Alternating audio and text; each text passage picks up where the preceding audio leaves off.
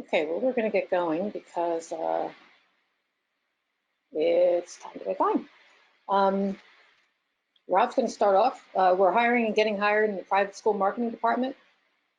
And this is a topic that's really hot right now. And as the position changes, which is rapidly, it's become a really important topic. So that's why we chose it. I am Rob Norman. I'm the best boy at Inspired School Marketers. I wear two hats. For 25 years, I was the principal at Turnaround Marketing Communications that did branding and marketing for independent schools. And now we're involved in Inspired School Marketers. And I am also the editor of the Daily Jolt, which I would encourage you to subscribe to. It's a one subject a day email that gets into your mailbox every morning, and people seem to really enjoy it. So I would encourage you to go to our website and sign up for the Daily Jolt. And I'm Liza Fisher Norman. I'm the master electrician at Inspired. We have all these electric topics. Between us both, we have over 30 years of experience each in private school marketing and branding. We love what we do, and our focus of our job with Inspired is to make your job easier. So I'm going to start off. The first thing I'd like to suggest, this is the 2018 Private School Marcom Survey Report. It's a survey that we did. We had 190 schools participate. They all answered 81 questions about the Marcom department, trying to help all of us understand the roles and responsibilities as they have changed over the years. And a lot of what we're going to be doing today is going to be referring to some of the results of that report. You can go to our website, inspiredsm.com, and download the report for free. The first slide, this is one of the questions from the survey report. We asked the number of employees schools reported having in individual departments. What I would point out here is that the percentage of schools with only one full-time equivalent, that's what FTE is, that's full-time equivalent employees in the department, the percentage with only one is not that dissimilar between Marcom, admissions, and development. But as you go up in the number of employees, you can see that admissions and development have far more departments with multiple employees. This is a survey we did, just a random survey of schools looking at the number of employees that they had in admissions, development, Marcom, and the business office. One thing of note is never in any school did we see more employees in Marcom than we saw in admissions and development. The point is that a lot of schools have not yet made the necessary financial commitment to Marcom. As the responsibilities of the Marcom department have grown and changed over time to include not only the traditional work of print, but also social media and web and blogs and design and video and photography, schools haven't really changed the number of employees that they have in the Marcom department. And what we're going to be talking about today is the need for schools to increase the resources for Marcom and ways that you can help your school understand that need. Also from the Marcom survey report, some good news is that more and more directors of Marcom are reporting to the head of school. That is absolutely what we suggest. Reporting to the head of school is critical. It is important because every decision the head makes is influenced by and influences the brand of the school and the work of the Marcom department. It's just critical for a lot of reasons, and we've seen this change over time. We've been doing this for 25 years. 15 years ago, almost none of them reported to the head of school. Now we see a lot more do. This is another statistic from the Marcom survey report, and it's a little disappointing. We asked how many directors of Marcom make presentations to the board, and as you can see, it's not very high. It's a disappointing number. Boards talk about communications in Marcom all the time. To not have the director of Marcom make a presentation, talk about the brand, talk about the work that's being done, it's really important, and we hope that this is going to continue to change so that more and more directors of Marcom are presenting to boards. It also shows the level of commitment that the school and the head of school and the board make to Marcom. Talking about salaries in the Marcom office, again, we're just kind of setting the stage for being able to make the case for hiring more people for your school, or make the case for you to get a job at a school. The good news and bad news is that while schools are making a larger financial commitment to Marcom, it is growing. And by extension, the director of Marcom salaries still lag behind the director of admissions and the director of development. From the Marcom survey report, we're looking at salaries without benefits. And what we've seen over time is that the salaries for the director of Marcom are rising, and they're rising faster than probably the other salaries. They still lag behind, but there's still work to do. Liza? So how did we get here? If we go all the way back to 2000, we're old, but anybody who's sort of our age will know what we're talking about. Rob and I have been working with schools for decades, so we've seen a lot of change in independent schools. First, it was the market. It wasn't called the marketing office. It was called the publications office, because certainly marketing wasn't even in schools' lexicon yet, because marketing was a bad word, much like customers are a bad word right now too. So we know that schools are not the best for being early adopters for anything. So when we say print was the main focus in 2000, which it was because it was mostly print. Now we did have the internet, but again, not early adopters. By 2002, maybe the director of publications or the web person was taking on the duties. So when websites became the responsibility, it was either the math department or the IT department, with the publications person or maybe the art teacher contributing to the content and the aesthetics. UX hadn't even been invented yet. But as time went on, changes naturally occurred. More and more responsibilities got added, but without commensurate resources. If you take a look at 2010 to 2015, well, first you'll see here that we added brand and web and social media. Now we're into 2010. We've got social media and strategic marketing, and then maybe some offices added another person, and maybe some offices added another person or a person and a half by 2012, maybe by 2015. But look at all the more responsibilities we have over and over and over again that just keep piling on. A number of you who are still a one-person office or a 1.5 person office are going, 2015 with 3 people, I wish, never. But it's 2019. How much more can be piled onto this office without the resources it needs to be successful? And what's in a name?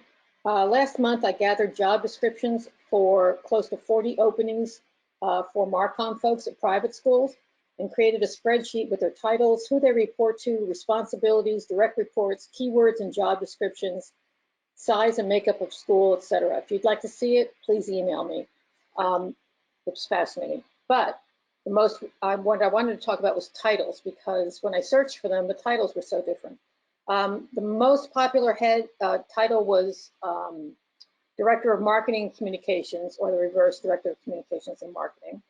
But those that lagged farther behind included Director of Communications, Marketing and Communications Manager, and the flip of that, Marketing and Communications Strategist or Coordinator, Director of Institutional Advancement and Communications, Head of Strategic Communications, Director of Strategic Communications. I point this out because there's no standardization and there can be a lot in a name. Manager, Director, Head, Strategic. These all give you a hint to the position's responsibilities, authority, and position in hiring and getting hired. I've got a sample org chart for you here. First, there is no one organization that fits all schools due to many factors, none the least of which is who's got seniority and what talents certain people have. But we believe in the next decade a standard will surface because the Marcom department will, well, now it's young, it will be more established, and there will be folks in place who either need to be, who are have skill sets that are more like this. So one of the things we really want to point out is the Director of Marketing is on the same level as the Director of Admissions and Development. If you have an advancement person, it sort of gets a little more complicated. But right now, in many schools, the Director of Marketing falls under the Director of Development, which we really don't like. And if you notice, Director of Marketing, which Rob brought up earlier, reports to the head of school. 3 reports, direct reports that this Director of Marketing might have would be a Director of Digital Marketing, a Director of Graphic Design and Photography, a Director of Social Media Marketing. Again, nothing standard, but this might be a good way to go if you're looking for a framework.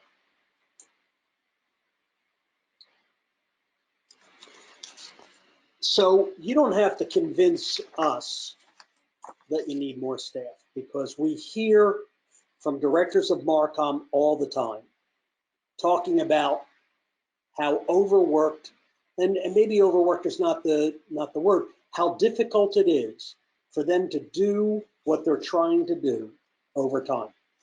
So how do you get your school's leadership to understand the need for increased staff and resources? Or looking on the other side of the equation, if you are looking to get hired at a school in Marcom for the first time or moving to another school, how do you understand how that school views the Marcom department, their understanding of staffing needs, their commitment to Marcom in general? The way you do that is with data. We did a lot of talking to Jane Armstrong, who was a managing partner at Independent Thinking, which is a placement firm. They place not just heads of school, but lots of senior staff at schools. And this quote from Jane, what's interesting is she says that the priorities of the position and has an understanding of what the main needs and goals are for the position. Understanding what those needs are and those goals are for the position are critical to the school, to the success of the Marcom department, and to all the work Marcom does. Just saying I need help isn't enough. You need to make your case. If you are trying to make the case that you need additional resources, you need to help leadership understand that. Again, a quote from Jane.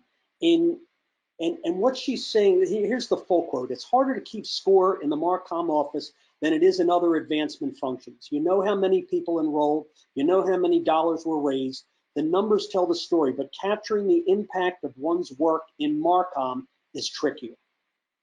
Absolutely true. You are supporting the entire school, but there isn't a lot of hard data that you can point to. So we're gonna point up a couple things. For some reason, we're missing the graphic here. Oh, there it is. Okay. Importance of marketing. What we want you to do is bring proof. If you're looking to be hired by a school for a job in marketing, you want to know how the school you're interviewing with views all of the factors we're about to talk about.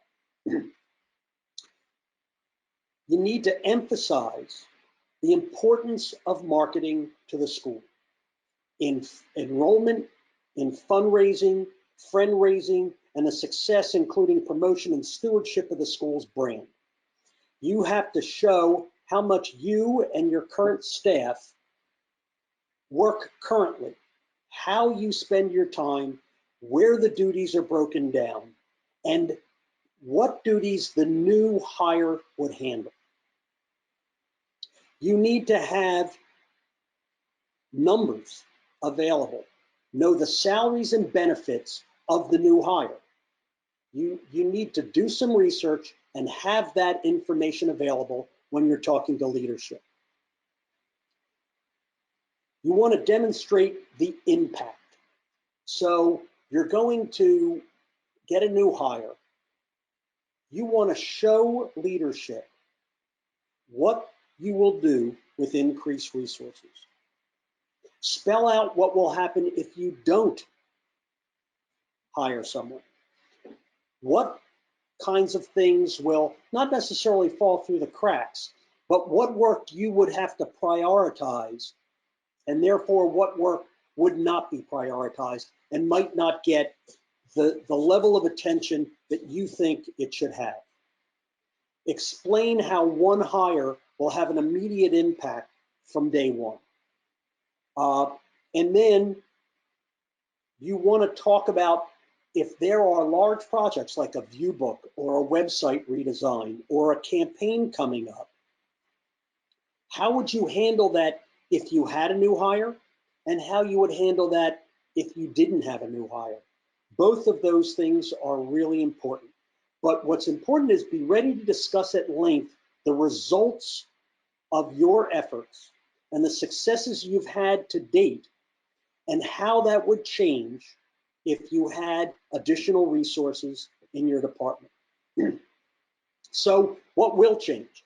You want to be able to show leadership, new accomplishments that you'd be able to do, things you'd be able to take on that you currently do not have the time to do. The positive impact on the school's goals, always relating it to the school's goals. What can be brought in-house if you are outsourcing some things? What can be brought in-house with the addition of a new hire or resources? You want to be able to balance the money that you're going to have to spend on a new hire with maybe the offset of bringing things in-house. So there might be some savings.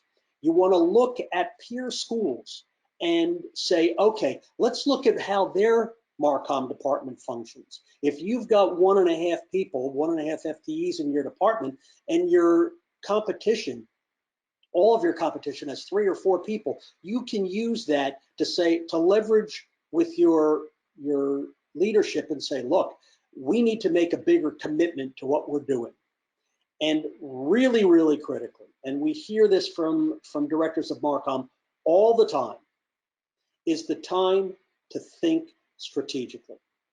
When you are up to your neck in work and all you're trying to do is get things done, it's very hard to have the time to think strategically. Liza always is recommending to people during the summer when there isn't that much, all the school isn't going and things like that, that's when you can do some strategy. Well, you should be doing strategy all the time. It's critical to do that. And by showing your leadership, what will change with the addition of another hire in your department, it's great. On the other side of the coin, if you're trying to be hired, looking at these things, looking at the way the school staffs, the way the school commits resources, will tell you how dedicated, how strongly they view Marcom. And it will give you very clear understanding of how you're going to fit in that Marcom department and in the school's leadership. If you're looking to go into a school that is not committed to Marcom, that doesn't have resources, that is going to overwhelm you in that job with the amount of work they want you to do, that may not be the place for you, especially if you're looking to not just do a job, but to improve and help that school make their goals. Off to you. So, because there aren't a lot of people within schools nowadays that have the kinds of skills we need for strategic thinking and sophisticated marketing, we're frequently hiring from outside of the school culture. And there are pros and cons to that. The pros are fresh perspective. It's great. Sometimes we can't see the forest for the trees. As I said a minute ago, the expertise is maybe higher. They may be using data analytics a lot more than we are used to doing in a school environment, which is what you have to be doing. And the person may be attracted to the mission of the school and working with children, and what could be bad with that. The cons are that they're used to a bigger budget, maybe larger salaries, not familiar with the private school culture, which is a big deal, and not used to pitching in. Again, Jane Armstrong told me, I interviewed someone who was in this role at a college, meaning a director of marketing communication, and she was a candidate for a position in an independent school with the same title. She said, it would be a waste of my time to update the website.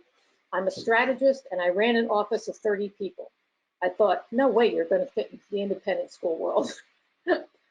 She also said, anyone who works at an independent school knows that you could be talking at a very high strategic level 1 minute, intellectual level as well, and then setting up chairs for an event at the next.